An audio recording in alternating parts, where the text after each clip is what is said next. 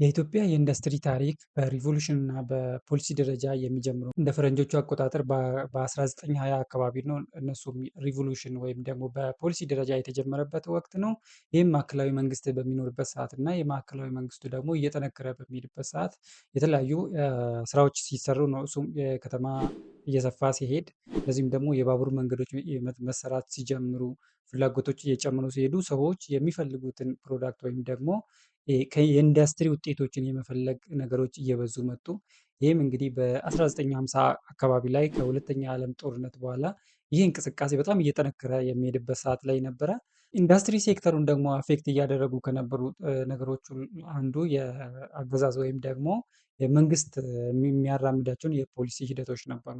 የመጀመሪያው የነገስታት ኢራ የሚባለው ወይ ደግሞ ፕሪ 1974 የሚባለው የነገስታት ጊዜ የኢምፓየር ኢራ የሚባልበት ጊዜ ላይ ነበረ።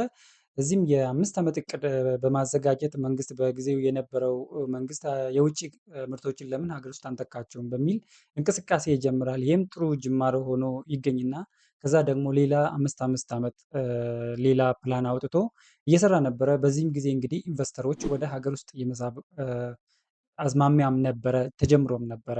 በተለይ ደግሞ የግል ኢንቨስተሮች ወደ ሀገር ውስጥ መጥተው ኢንቨስት እንዲያደርጉ ትልቅ እድል የፈጠረበት ጊዜ ላይ ነበረ።